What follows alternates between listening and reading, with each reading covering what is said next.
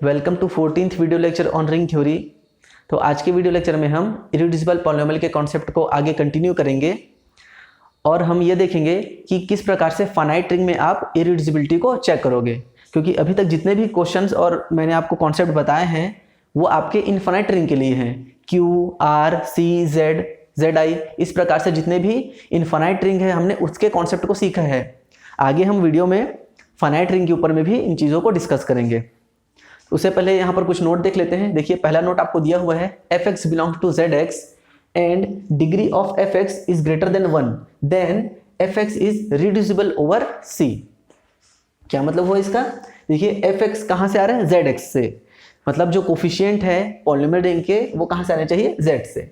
And degree of F x is greater than 1, और अगर degree F x की degree एक से ज़्यादा है, एक से ज़्यादा मतलब 2, 3, 4, 5, 6 समथिंग कुछ भी हो, वो हमेशा क्या हो जाएगा? आपका रिड्यूसिबल हो जाएगा सी में। सी मतलब कॉम्प्लेक्स रिंग के ऊपर में। बट यहाँ पर आपको ध्यान ये रखना है कि जो एलिमेंट है, जो एफ एक्स है, वो हमेशा जेड एक्स से ही आना चाहिए। ओके। सेकंड आपके पास दिया हुआ है, F x belongs to Z x and degree of F x greater than 2, then F x is reducible over R. अगर आपका जो पॉलिनोमियल रिंग है उसका डिग्री 2 से ज़्यादा हो जाएगा तो वो हमेशा आर के ऊपर में रिड्यूस हो जाएगा। ओके।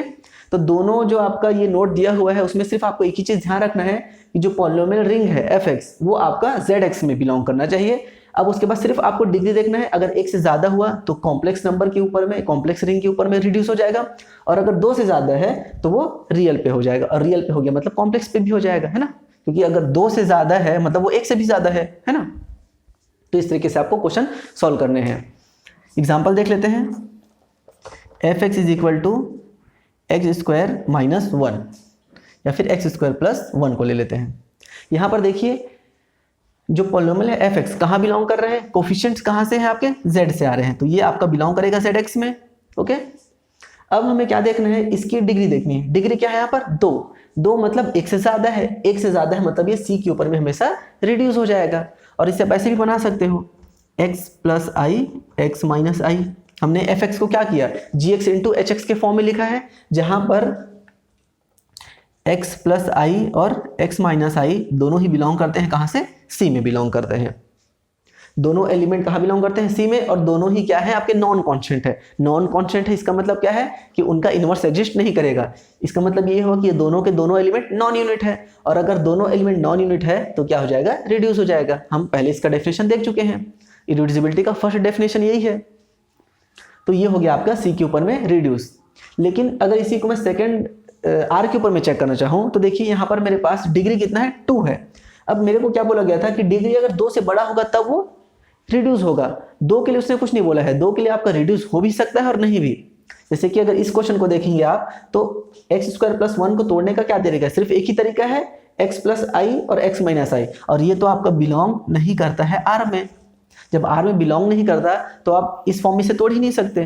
तो इसे तोड़ने का क्या हो जाएगा? तरीका सिर्फ ये होगा, 1 इंटू एक्स स्क्वायर प्लस 1, और 1 क्या है? आपका यूनिट एलिमेंट है, और जैसे ही 1 यूनिट एलिमेंट हुआ, एक एलिमेंट अगर यूनिट हो गया मतलब ये क्या हो जाएगा? इरिड्यूसिबल हो जाएगा। तो देख रहे हैं आप, एक्स स्क्वायर प्लस 1 आपका इरिड्यूसिबल है किसमें? आर में। ओके। अब यहीं पर अगर आप इसको ले लेंगे, एफ एक्स बराबर एक्स स्क्वायर माइनस 1, तो एक्स स्क्वायर माइनस 1 को आप किस तरीके से तोड़ के लिख सकते हो? एक्स माइनस 1 एक्स प्लस 1, जहां पर ये दोनों ही एलिमेंट आपके आर एक्स में बिलोंग करते हैं। दोनों, यहाँ पर भी आर एक्स हो जाएगा आपका, ये बिलोंग नहीं कर रहा था आर एक्स में। ये दोनों एलिमेंट आर एक्स में बिलोंग कर रहे हैं, दोनों एलिमेंट नॉन कॉन्स्टेंट है, मतलब दोनों का आपका मल्टीप्लिकेटिव इनवर्स एग्जिस्ट नहीं करेगा, मतलब कोई भी एलिमेंट यहाँ पर यूनिट नहीं है, और यूनिट नहीं है मतलब ये क्या हो जाएगा? रिड्यूसिबल हो जाएगा। ओके। तो देख रहे हैं आप, अगर स्क्वायर दिया हुआ है पावर 2 तो आप गारंटी नहीं ले सकते कि वो रिड्यूस होगा या इरिड्यूस होगा आर के ऊपर में, लेकिन सी में आप डायरेक्टली बता सकते हो, अगर 1 से ज़्यादा है मतलब डायरेक्टली वो रिड्यूस हो जाएगा। ओके। अब यहीं पर अगर ये क्वेश्चन 3 हो जाए और ये 3 हो जाए तो आप डायरेक्टली इस रिजल्ट को अप्लाई कर सकते हैं। पावर क्या है? 2 से ज़्यादा है, 3 है, मतलब 2 से ज़्यादा हो गया मतलब वो रिड्यूस हो जाएगा। ओके। तो ये चीज़ आपको ध्यान रखना है। मान लीजिए यहाँ पर ये आ गया 1/2 एक्स क्यूब प्लस 1/2, तो अब आप इसको इस वाले फॉर्मूला से नहीं बना सकते। क्यों? क्योंकि जो पॉलिनोमियल है आपका ये बिलोंग नहीं कर रहे हैं जेड एक्स में। क्यों? क्योंकि जो 1/2 है वो आपका इंटीजर नंबर नहीं है। अब हमने क्या पढ़ा? रिजल्ट कि fx कहाँ बिलोंग करना चाहिए, zx में बिलोंग करना चाहिए। हमारा fx zx में बिलोंग नहीं कर रहा है, तो आप ये रिजल्ट यूज नहीं कर सकते कि 2 से ज़्यादा वाला हमेशा रिड्यूसिबल होगा। ठीक है, तो ये चीज़ ध्यान रखना, ये बहुत इंपॉर्टेंट है। fx बिलोंग करना चाहिए आपका zx में। ओके, चलिए आगे नोट देखते हैं। फर्स्ट आपके पास दिया हुआ है if fx belongs to zpx। अब हमारे यहाँ पर से फाइनाइट रिंग के ऊपर में काम करना हम शुरू करेंगे। देखिए यहाँ पर आपके पास zpx दिया हुआ है। हमने p क्यों लिया है, क्योंकि zp क्या होता है, हमेशा इंटीग्रल डोमेन होता है, और इरिड्यूसिबिलिटी जो है हमेशा इंटीग्रल डोमेन में ही चेक की जाती है। तो fx कहाँ बिलोंग करे आपका zpx में, and f of a is equal to 0 for some a, then fx is always reducible over zp। और यहाँ पर इंपॉर्टेंट चीज लिखा हुआ है ब्रैकेट में, degree of fx is not equal to 1। अब इसका मतलब क्या हुआ, सबसे पहले तो आपका जो पॉलिनोमियल रिंग है बिलोंग करना चाहिए आपका zpx में, है ना। And f of a is equal to 0 for some a, मतलब zp के किसी भी एक एलिमेंट के लिए भी अगर पॉलिनोमियल की वैल्यू 0 आ जाती है, देन आप ये बोलेंगे कि fx क्या होगा, हमेशा रिड्यूसिबल हो जाएगा zp में। और लेकिन यहाँ पर आपको एक चीज़ ध्यान रखना है कि जो आपका पॉलिनोमियल दिया हुआ है उसका डिग्री 1 नहीं होना चाहिए, 1 से हमेशा ज़्यादा होना चाहिए। ओके, इसे आप ऐसा लिख सकते हो, या फिर और fx इज ग्रेटर और इक्वल टू 1 लिख सकते हो। ठीक है, तो देखिए अगर आप इस रिजल्ट को देखोगे तो ये उसके जैसा काम कर रहा है जहां पर हम रूट फाइंड करते थे। अगर आपको रूट मिल जाएगा तो वो हमेशा रिड्यूस हो जाएगा। मैंने एक बार बताया था आपको एक क्वेश्चन में, उसके जैसे ये काम कर रहा है। पर ध्यान रखना है आपको कि डिग्री हमेशा 1 से ज़्यादा होनी चाहिए। ओके, तो ये हो गया आपका रिड्यूसिबिलिटी के लिए। देखिए सेकंड आपके पास दिया हुआ है f of x belongs to zpx and f of a is not equal to 0 for all a belongs to zp। मतलब आपका जो पॉलिनोमियल है वो कभी भी 0 नहीं होता। आप zp से कोई सा भी एलिमेंट ले लीजिए, zp के सारे एलिमेंट के लिए वो 0 नहीं हो रहा है, तब आप ये बोलेंगे कि fx क्या होगा, इरिड्यूसिबल हो जाएगा zp के ऊपर में। लेकिन ध्यान रखेंगे ये जो रिजल्ट है वो आपका एप्लीकेबल होगा सिर्फ डिग्री अगर 3 या 3 से छोटा है, तो डिग्री 3, 2, 1 के लिए ही ये एप्लीकेबल है। अगर डिग्री 3 से ज़्यादा होगा तो आप इस रिजल्ट का यूज़ करके आप इरिड्यूसिबिलिटी को नहीं बता सकते। ठीक है, तो ये हो गए आपके पास 2 शॉर्टकट तरीके। बाकी जैसा हम यूज़ करते हैं आपका इरिड्यूसिबिलिटी के लिए, fx को gx इंटू hx में तोड़ने वाला वो काम हम करेंगे। ये आपके पास 2 शॉर्टकट तरीके हैं। बट ध्यान रखना आप, ये वाला जो रिजल्ट है रिड्यूसिबिलिटी का, वो आपका डिग्री 1 से ज़्यादा होना चाहिए, उस पर काम करेगा। और जो इरिड्यूसिबिलिटी वाला कॉन्सेप्ट है वो आपका डिग्री 3 से कम होना चाहिए, तब काम करेगा। ठीक है, चलिए यहाँ पर आपके पास एक एग्जांपल दिया हुआ है, fx is equal to x cube plus x plus 1 over z2। Over z2 आपको चेक करना है कि ये जो पॉलिनोमियल दिया हुआ है वो आपका रिड्यूसिबल होगा या फिर इरिड्यूसिबल होगा। ठीक है, तो चलिए स्टार्ट करते हैं। सबसे पहले आपको क्या चेक करना है कि ये पॉलिनोमियल आपका बिलोंग करना चाहिए। देखिए आपको zp में चेक करना है ना, तो ये बिलोंग करना चाहिए z2 में बोला है तो z2x में। देखिए जो कोफिशिएंट है वो कहाँ से आ रहे हैं, z2 के एलिमेंट है, 0 है या फिर 1 है, मतलब ये इसमें बिलोंग कर रहा है। देखिए अगर ये इंटीजर के सेट पे बिलोंग करेगा ना तो डायरेक्टली वो हमेशा zp में बिलोंग कर जाएगा। अगर यहाँ पर फ्रैक्शन में नंबर रहता अपॉन में तो प्रॉब्लम होता, बाकी इसको आप हमेशा zp में बिलोंग करा सकते हो। मान लीजिए ये अगर आपका दिया रहता 3x cube plus 3x square plus 3x plus 3, तो क्या करते आप, 3 दिया है, z2 में क्या करना है आपको, मॉड्यूलो 2 लगाना है। मॉड्यूलो 2 लगाओगे आप तो ये क्या हो जाएगा, x cube plus x plus 1। तो ये दे या फिर ये दे, बात सेम है। तो इसलिए अगर एलिमेंट्स इंटीजर के फॉर्म में दिए हुए हैं तो आपको कुछ चेक नहीं करना है, उसको डायरेक्टली बिलोंग करा सकते हो आप। ठीक है, तो चलिए आगे बढ़ते हैं। अब देखिए हमारे पास डिग्री क्या दिया हुआ है, 3 दिया हुआ है। अब हमें क्या चेक करना है, ये रिड्यूसिबल है या इरिड्यूसिबल है। तो सबसे पहला हमारा काम क्या होता है, एलिमेंट्स को इसमें पुट करके देखना है 0 आ रहा है या नहीं। तो सबसे पहले मैं z2 में 0 को पुट करता हूँ। z2 में क्या है मेरे पास, 0 और 1। तो सबसे पहले मैं 0 पुट करता हूँ। 0 पुट करने से क्या हो जाएगा, मेरे पास 1 आ जाएगा। और अगर मैं 1 पुट करूँगा तो हो जाएगा 1 plus 1 plus 1, 1 cube plus 1 plus 1 मतलब ये हो जाएगा 3, 3 का मतलब है 1। तो देखिए मैंने z2 के जितने भी एलिमेंट थे 0 और 1, 2 एलिमेंट है, दोनों को फंक्शन में पॉलिनोमियल में पुट किया। पुट करने से मेरे को क्या मिल रहा है, नॉट इक्वल टू 0 आ रहा है दोनों ही केस में, है ना। हमने क्या किया, z2 के जितने भी एलिमेंट हैं उन्हें पॉलिनोमियल में पुट किया, पुट करने के बाद हमें 0 नहीं मिल रहा है। अब सोचिए पुराने अभी आपने जो नोट लिखा था उसमें कौन सा नोट यहाँ पर एप्लीकेबल होगा, फर्स्ट वाला या सेकंड वाला? तो सेकंड वाला नोट यहाँ पर एप्लीकेबल होगा। हमारे पास फंक्शन बिलोंग कर रहे हैं z2x में, जितने भी एलिमेंट हैं z2 के उन्हें पॉलिनोमियल पे पुट करने पे 0 नहीं आ रहा है। और डिग्री देखिए क्या है, अप टू 3, 3 से ज़्यादा डिग्री का नहीं है। तो आप डायरेक्टली क्या बोल सकते हो कि fx is irreducible over z2। Clear है? तो इस तरीके से आपको क्वेश्चंस को सॉल्व करना है, ठीक है। तो अब आपका ये होमवर्क है कि इसे आप Z3 और Z5 में चेक करेंगे, ये रिड्यूसिबल होगा या फिर इरिड्यूसिबल होगा। ओके, चलिए नेट 2012 के क्वेश्चन करते हैं। क्वेश्चन में आपको दिया हुआ है fx is equal to fx cube plus 2x square plus 1 and gx is equal to 2x square plus x plus 2 over Z3। आपको चेक करना है कि फर्स्ट फंक्शन जो fx है वो इरिड्यूसिबल है but gx reducible, gx is irreducible but fx is reducible. Third आपका बोला गया है बोथ आर रिड्यूसिबल और फोर्थ आपका बोथ आर इरिड्यूसिबल। ओके, तो इस क्वेश्चन को चेक करना है। तो मैं आपको सबसे पहले यही बोलता हूं कि आप वीडियो को यहाँ पर रोक के खुद से एक बार ट्राई करिए। बहुत ही ईजी क्वेश्चन है, आप इजीली से बना सकते हैं। पहले से आप खुद से बनाइए, उसके बाद वीडियो को कंटिन्यू करिए। ओके, तो चलिए देखते हैं। सबसे पहले तो आपको ये चेक करना है कि ये जो पॉलिनोमियल है वो आपके Z3x में बिलोंग कर रहे हैं या नहीं। तो मैंने आपको बताया है कि अगर एलिमेंट्स इंटीजर से हैं तो आप डायरेक्टली बोल सकते हो कि वो बिलोंग करेगा, है ना। तो मैं यहाँ पर ऑप्शंस को मिटा देता हूँ, बाद में से देख लेंगे। तो देखिए आपका fx एंड gx सारे के सारे एलिमेंट zx में बिलोंग, Z3x में बिलोंग कर रहे हैं। ओके, तो सबसे पहले मैं fx की बात करता हूँ। fx मुझे दिया हुआ है x cube plus 2x square plus 1। Z3 में मेरे पास 3 एलिमेंट है 0, 1 और 2। पुट करते हैं, f ऑफ 0 आपको क्या मिलेगा 0 प्लस 0 प्लस 1 मतलब 1। f ऑफ 1 आपको क्या मिलेगा 1 plus 2 plus 1 means 4 is equal to 1। और f ऑफ 2 आपको मिलेगा 2 की घात 3 मतलब 8 प्लस ये हो जाएगा 8 प्लस 1 मतलब 17 मतलब ये हो जाएगा 2। तो यहाँ पर देखिए Z3 के जितने भी एलिमेंट्स हैं आपने उन्हें पॉलिनोमियल में पुट किया है और आपको एक बार भी एलिमेंट 0 नहीं मिल रहा है, वैल्यू यहाँ पर आपको 0 नहीं मिल रही है। और डिग्री जो है आपका fx की वो कितना है 3 है। 3 है मतलब 3 के बराबर है या 3 से कम है। सेकंड रिजल्ट यहाँ पर यूज हो जाएगा कि अगर डिग्री 3 या 3 से कम है और अगर एक बार भी वैल्यू 0 नहीं आती है तब आप क्या बोलते हो कि फंक्शन पॉलिनोमियल आपका इरिड्यूसिबल है। तो ये आपका क्या हो जाएगा इरिड्यूसिबल हो गया। ओके, नेक्स्ट देखते हैं आपका gx में।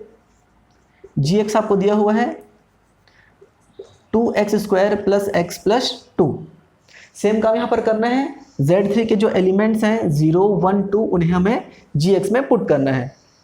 तो सबसे पहले हम g0 पुट करेंगे तो ये आपके पास आ जाएगा 0 प्लस 0 प्लस 2 मीन्स 2। g1 हो जाएगा आपका 2 प्लस 1 प्लस 2 ये आ जाएगा 5 और 5 Z3 में कितना आ जाएगा 2। क्लियर है? G2 अगर मैं निकालूंगा तो ये हो जाएगा 2 दूनी 4 दूनी 8 प्लस 2 प्लस 2 मतलब ये हो जाएगा 12 और 12 Z3 में कितना आ जाता है 0। तो देखिए यहाँ पर आपके पास Z3 में एक एलिमेंट ऐसा मिल गया। फर्स्ट रिजल्ट याद कीजिए, फर्स्ट नोट क्या था, अगर किसी भी एक एलिमेंट के लिए अगर 0 आ जाता है और डिग्री अगर 1 से ज़्यादा है तो आप क्या बोलते हो कि वो पॉलिनोमियल आपको क्या हो जाएगा रिड्यूसिबल हो जाएगा। ये gx क्या हो गया आपका रिड्यूसिबल हो गया। ओके, तो कौन सा ऑप्शन सही है इसमें से आप चेक कर सकते हो। मैंने ऑप्शंस लिखे थे उन्हें आप देख लीजिए और ये भी मैच कीजिए कि आपने जो क्वेश्चन बनाया था सॉल्यूशन इसका वो सही आ रहा है कि नहीं। ओके, चलिए अब हम देखते हैं मॉड p टेस्ट। स्टेटमेंट आपको दिया हुआ है if fx is irreducible over zp for some p and degree of fx over q is same as degree of fx over zp then fx is irreducible over q। क्या मतलब हुआ इसका, देखिए fx क्या है आपका एक पॉलिनोमियल है, वो पॉलिनोमियल इरिड्यूसिबल है zp के ऊपर में फॉर सम p मतलब कोई सा भी एक p है उसके लिए है इरिड्यूसिबल, जैसे कि z2 के लिए इरिड्यूसिबल है या फिर z3 के लिए या z5 के लिए। ऐसा नहीं कि सब के लिए होना चाहिए। मान लीजिए fx इरिड्यूसिबल है Z2 के लिए, क्या पता वो Z3 के लिए इरिड्यूसिबल ना हो, है ना। तो हमें क्या लेना है, किसी भी कम से कम एक ZP के लिए वो क्या होना चाहिए, इरिड्यूसिबल होना चाहिए। लिखा गया सम P, किसी भी एक के लिए, कम से कम एक के लिए। एंड डिग्री ऑफ fx इस सेम है। देखिए इसका मतलब ये है कि वो जो पॉलिनोमियल है fx, उसी की हम लोग बात कर रहे हैं।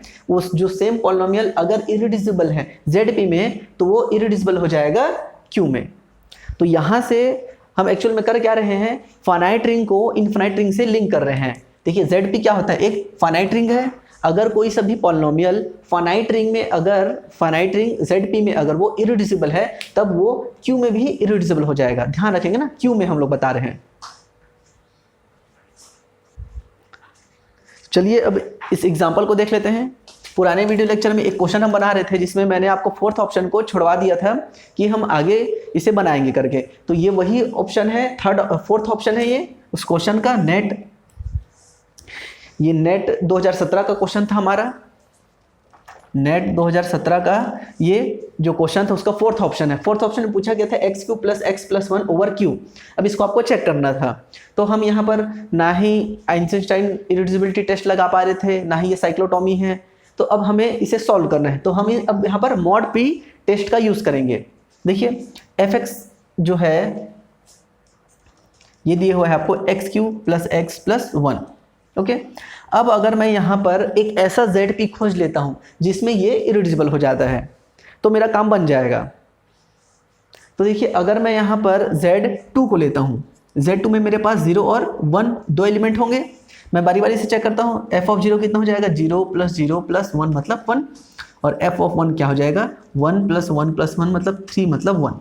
ओके, तो यहाँ पर देखिए Z2 हमारे रिंग के ऊपर में,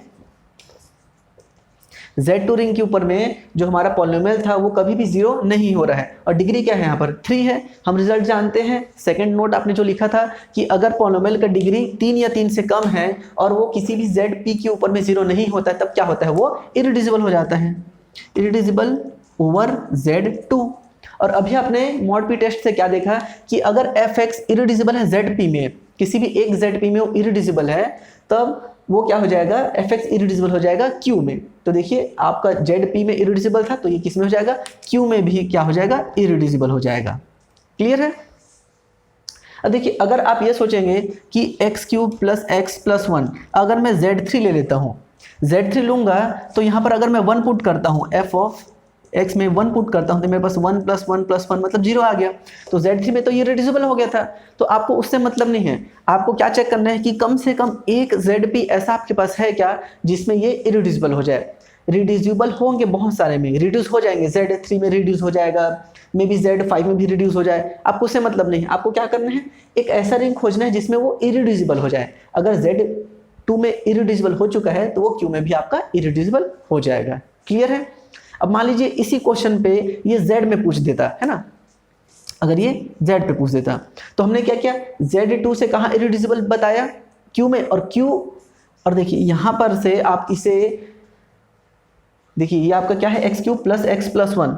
अब fx को आप a × gx के फॉर्म में लिखोगे तो a की वैल्यू यहाँ पर सिर्फ 1 हो सकती है ना। तो वहाँ से क्या हो जाएगा, ये z के ऊपर में है, इरिड्यूसिबल हो जाएगा। तो देख रहे हैं आप किस तरीके से आपको क्वेश्चंस को लिंक करना है। कई बार क्या होता है, फाइनाइट रिंग में चेक करना आसान होता है, जैसे कि ये वाला फाइनाइट रिंग में आप इजिली चेक कर सकते हो। फाइनाइट रिंग में हो गया तो Q में हो जाएगा, और अगर Q में हो गया तो अगर आप इसको fx × a × gx के फॉर्म में लिख पा रहे हो और a की वैल्यू सिर्फ 1 और -1 है, तो ये क्या है, z में भी आपका इरिड्यूसिबल हो जाएगा। तो इस तरीके से आपको क्वेश्चंस को सॉल्व करना है। आगे देखते हैं, नेट 2015 का क्वेश्चन है। आपको चेक करना है कि कौन कौन से पॉलिनोमियल आपके इरिड्यूसिबल होंगे। पहला आपके पास ऑप्शन दिया हुआ है x⁵ - 3 x⁴ + 2 x³ - 5x + 8 over r। तो अब आप खुद से सोच के बताइए, बिना इसे सॉल्व किए आपको बताना है कि ये आपका रिड्यूसिबल होगा या फिर इरिड्यूसिबल। तो यहाँ पर हम कौन सा रिजल्ट यूज़ करेंगे, देखिए आपका जो fx है कहाँ बिलोंग कर रहा है, zx में, और डिग्री क्या है, 2 से ज़्यादा है। 2 से ज़्यादा है मतलब ये क्या हो जाएगा, हमेशा रिड्यूस हो जाएगा। ओके, तो फर्स्ट वाला आपका इनकरेक्ट हो गया। देखिए फर्स्ट ऑप्शन के लिए हमें कुछ करना ही नहीं पड़ा, कुछ सॉल्यूशन नहीं करना, सिर्फ आपको एक स्टेटमेंट याद रखना है। सेकंड वाला देखिए, सेकंड वाले को सॉल्व करने के लिए यहाँ पर हम कौन सा रिजल्ट यूज़ करेंगे? अभी जस्ट आपने जो पहले पढ़ा है मॉड पी टेस्ट, उसे अप्लाई करिए आप। मॉड पी अप्लाई कीजिए, आपसे इजी बन जाएगा। ठीक है, मैं इसको सॉल्व नहीं करता, आपको बता देता हूँ कि इसको सॉल्व करने के लिए आपको मॉड पी टेस्ट यूज़ करना पड़ेगा। और मुझे आप कमेंट करके बताइए कि कौन सा आप फील्ड लेंगे, कौन सा ZP लेंगे जिसमें ये आपका इरिड्यूसिबल हो जाएगा। ओके, थर्ड वाला आपका देखिए, थर्ड वाला जो आपका दिया हुआ है इसे आपको Z में चेक करना है। तो मैं क्या करूँगा, देखिए Z में तो डायरेक्टली यहाँ पर चेक करते बनेगा नहीं मेरे को, है ना। Z में तो डायरेक्टली चेक करते बन नहीं रहा है, तो मैं क्या करूँगा इसको, ये देखिए आपका आइंस्टाइन इरिड्यूसिबिलिटी टेस्ट के ऊपर इसे फॉलो कर रहे हैं ये, है ना। 3 एक प्राइम नंबर है जो 3 को डिवाइड कर रहा है, -6 को, 3 को, बट एक्स क्यूब के कोफिशिएंट को डिवाइड नहीं कर रहा है, और 3 का स्क्वायर कांस्टेंट टर्म को डिवाइड नहीं कर रहा है। तो यहाँ पर से क्या हो जाएगा, ये इरिड्यूसिबल हो जाएगा आपका Q में, और इसे किसी और फॉर्म में तोड़ के नहीं लिखा जा सकता, है ना। ये आपका जो दिया हुआ है इसे आप 1 डॉट करके ही लिख सकते हो। इसका मतलब क्या है, ये इरिड्यूसिबल हो जाएगा Z के ऊपर में। तो ये आपका करेक्ट आंसर होगा। फोर्थ वाला देखिए, फोर्थ वाला अच्छा क्वेश्चन है। फोर्थ वाले को हमें चेक करना है Z2 में। तो Z2 में चेक करने के लिए मैं क्या करूँगा, f(0) कितना आ जाएगा मेरे पास 1, और f(1) कितना आ जाएगा 3, मतलब 1। अब देखिए मेरे पास Z2 के किसी भी एलिमेंट के लिए जो पॉलिनोमियल की वैल्यू है वो 0 नहीं आई है। तो यहाँ पर क्या मैं बोल सकता हूँ क्या इरिड्यूसिबल हो जाएगा? मैं नहीं बोल सकता। क्यों? क्योंकि यहाँ पर जो डिग्री है वो 3 से ज़्यादा है, और 3 से ज़्यादा में आप नहीं बोल सकते कि वो इरिड्यूसिबल होगा, है ना। अगर ये 0 आता तो बोल देते कि तो रिड्यूस हो गया, पावर तो 1 से ज़्यादा है। लेकिन इरिड्यूसिबिलिटी के लिए आपको पावर क्या देखना पड़ता है, 3 या 3 से कम होना चाहिए। तो यहाँ पर ये तो अप्लाई नहीं हो पा रहा है। तब हम क्या करेंगे, इसे हम नॉर्मल मेथड से सॉल्व करेंगे। मैंने आपको बताया था कि इस टाइप के जो पॉलिनोमियल होते हैं वो किस में टूट जाते हैं, x² + x + 1 और x² - x + 1। fx किस में टूट गया, gx × hx में। और दोनों के दोनों कहाँ बिलोंग कर रहे हैं, आपके Z2x में बिलोंग कर रहे हैं। कोफिशिएंट देखिए सारे के सारे कहाँ आ रहे हैं, Z2 में बिलोंग कर रहे हैं, है ना। अब ऐसा मत सोचना कि -1 कहाँ बिलोंग कर रहे हैं, -1 किसकी क्लास में जाता है, 1 की क्लास में जाता है। ओके, तो ये हमारा किस में बिलोंग कर दिया, Z2x में। अब ये दोनों के दोनों नॉन कांस्टेंट है, मतलब इनका मल्टीप्लिकेटिव इनवर्स एग्जिस्ट नहीं करेगा, मतलब दोनों ही एलिमेंट आपके यूनिट नहीं है। और अगर इन दोनों में से कोई भी एलिमेंट यूनिट नहीं है तो ये क्या हो जाएगा, आपका रिड्यूस हो जाएगा। तो लास्ट ऑप्शन क्या आएगा, आपका गलत हो जाएगा। ठीक है, तो फर्स्ट और लास्ट ऑप्शन आपका इनकरेक्ट है, थर्ड आपका करेक्ट है, और सेकंड वाले को आपको सॉल्व करना है। चलिए इसे मैं कर ही देता हूँ सॉल्व। Z2 में आप इसे देख लीजिए, Z2 में f(0) की वैल्यू क्या मिलेगी आपको 1, और f(1) की वैल्यू मिलेगी 2, 3, 4, 5, 5 मतलब 1।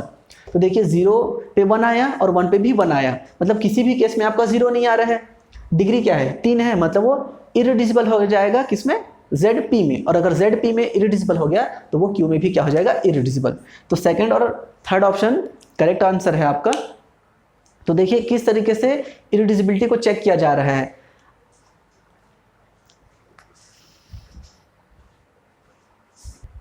चलिए आगे एक बहुत ही इंपॉर्टेंट क्वेश्चन देखते हैं। नेट 2012 का ये क्वेश्चन दिया हुआ है। R आपका रिंग है, ring is equal to QX quotiented by ideal generated by x² + 1। Then आपको बताना है कि which of the followings are irreducible over R। R का मतलब क्या है, रिंग है ना, R का मतलब रियल नंबर मत समझना। और ये 4 ऑप्शंस आपको दिए हुए हैं। तो इस क्वेश्चन को सॉल्व करने के लिए सबसे पहले आपको फाइंड करना पड़ेगा कि रिंग कैसा है आपका। ओके, स्टार्ट करते हैं। देखिए QX कोशेंटेड बाई x² + 1, तो इसका स्ट्रक्चर कैसा होगा, A + bx। देखिए एलिमेंट्स कहाँ से आएंगे, QX से, तो A + bx + x² + 1 such that A और B की चॉइस क्या है आपकी, Q से, है ना। इस तरीके से लिख सकते हो। या फिर आप क्या लिख सकते थे, इसके अलावा आप ये लिख सकते थे A + x² + 1 such that A belongs to QX। देखिए अगर हम A को QX में बिलोंग करा रहे हैं मतलब क्या है, उसमें X ऑटोमेटिकली आ जाएगा। ठीक है, तो देखिए या फिर आप इसे इस तरीके से भी लिख सकते हो। इसको मैं और सिंप्लीफाई करके लिखूंगा। QX का मतलब क्या होता है, A0 + A1x + A2x²। इस तरीके से लिख लीजिए आप, तो ज़्यादा अच्छे समझ में आएगा। क्योंकि x का मतलब क्या होता है, आगे वो चलते जाता है। प्लस क्या है आपका question X square plus 1 such that A I कहाँ बिलोंग करेगा, आपका क्यू में बिलोंग करेगा। ओके, तो ये आपका मेन स्ट्रक्चर हो गया। क्लियर है? अब देखिए जब हमें इसका आइडेंटिटी फाइंड करना रहता है तो हम क्या करते हैं कि एक जो आइडियल के अंदर में है उसे किससे इक्वेट करते हैं, 0 से। ये आपके पास आ जाएगा एक्स सीरीज इक्वल टू -1, तो एक्स की वैल्यू क्या हो जाएगी यहाँ पर, आयोटा। क्लियर है?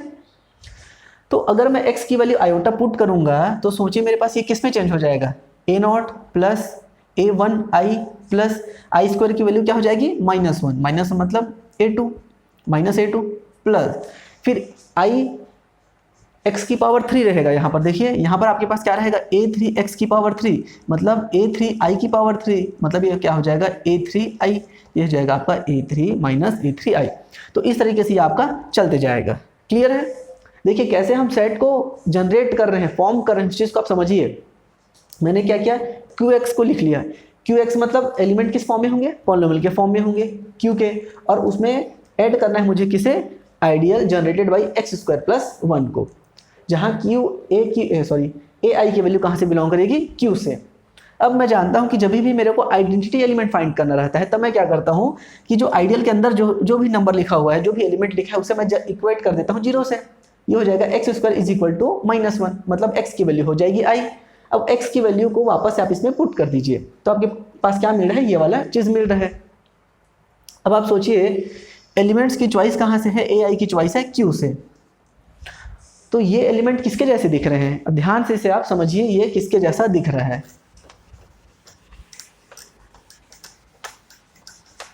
देखिए a0 -a2 आगे समथिंग और रहेगा, जितने भी रियल नंबर है वो ऐड होकर आपको क्या देंगे, सॉरी रियल बोल रहा हूँ, माफ कीजिए, ये क्या है a0 -a2 आगे और कुछ रहेगा और कुछ रहेगा, सबके सब क्या है, रेशनल नंबर है। दो रेशनल नंबर का सम क्या आएगा आपके पास, एक नया रेशनल नंबर आएगा।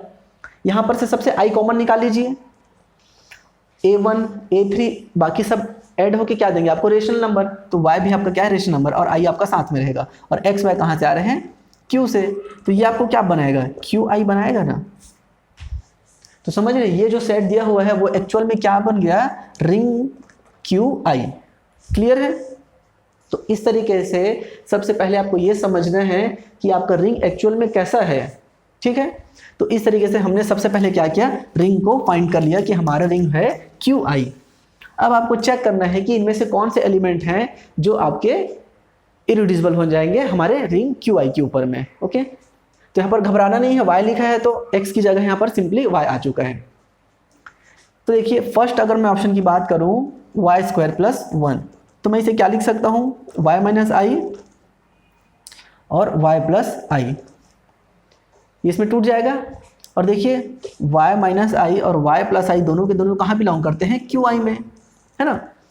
और ये क्या है, नॉन कांस्टेंट पॉलिनोमियल है। नॉन कांस्टेंट पॉलिनोमियल का कभी भी मल्टीप्लिकेटिव इनवर्स एग्जिस्ट नहीं करता, मतलब ये दोनों के दोनों क्या हो जाएंगे, नॉन यूनिट। और अगर ये नॉन यूनिट है मतलब क्या हो जाएगा इसका, कि ये आपके रिड्यूसिबल हो जाएंगे। रिड्यूसिबल, आपका ये जो पॉलिनोमियल दिया हुआ था x² + 1 वो आपका क्या हो गया, रिड्यूस हो गया, है ना। हमने फर्स्ट में देखा था कि अगर fx को आप gx × hx के फॉर्म में लिख पा रहे हो और दोनों में से कोई भी आपका यूनिट नहीं बन पा रहा है तो क्या बोल देते हैं आपकी, वो रिड्यूसिबल हो जाएगा। समझ गए? तो ये आपका रॉन्ग ऑप्शन हो गया। चलिए अब सेकेंड और थर्ड को बनाते हैं। सेकेंड और थर्ड एकदम एक जैसे हैं, ध्यान से समझना है बस आपको इसे। सेकेंड को मैं बना रहा हूँ, थर्ड को आप खुद से बना सकते हो।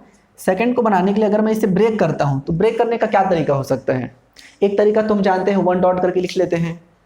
और कौन सा तरीका हो सकता है, अगर मैं इसका रूट निकालना चाहता हूं, y की वैल्यू क्या आ जाएगी, -b ± b² - 4ac/2 है, मतलब -1 ± √3i/2। मतलब मैं y² + y + 1 को किस फॉर्म में लिख सकता हूं, -1 + √3i/2। y माइनस और y माइनस -1 - √3i/2।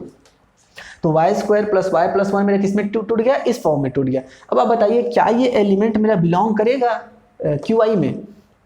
अगर ये एलिमेंट QI में बिलोंग करेगा तो इन कोफिशिएंट को बिलोंग करना पड़ेगा QI में, बट मैं जानता हूं कि Q के अंदर में तो मेरे पास √3 होता नहीं है, तो इस जो पॉलिनोमियल था उसे तोड़ने का ये तरीका है, बट इस तरीके से हम क्यू आई में तो नहीं तोड़ सकते। हाँ बेशक इसे हम आर में तोड़ सकते थे, सी में तोड़ सकते थे, लेकिन क्यू आई में तो ये नहीं टूटने वाला है। तो इसका मतलब क्या हुआ कि इस पॉलिनोमियल को तोड़ने का सिर्फ एक ही तरीका है, y square plus y plus 1। इस तरीके में ही हम क्यू आई के ऊपर में तोड़ सकते हैं। ओके,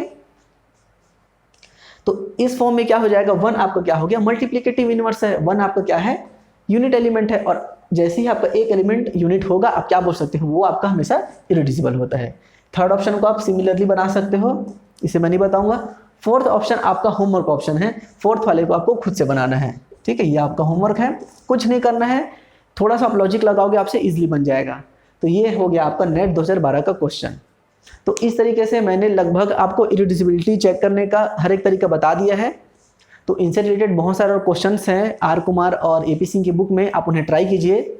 और अगर इनसे रिलेटेड और भी कुछ नए कॉन्सेप्ट मुझे पता चलते हैं तो मैं इसके ऊपर आगे वीडियो लेक्चर जरूर बनाऊंगा। नेक्स्ट वीडियो लेक्चर में हम गैलोइस फील्ड के बारे में पढ़ेंगे। तो इस वीडियो को और अच्छे से देखिए, पुराने वीडियो लेक्चर्स को देखिए और रिवीजन कीजिए। जितना ज़्यादा आप रिवीजन करेंगे उतना ही आपको हेल्प मिलेगा। Thanks for watching this video. मिलते हैं नेक्स्ट वीडियो लेक्चर में।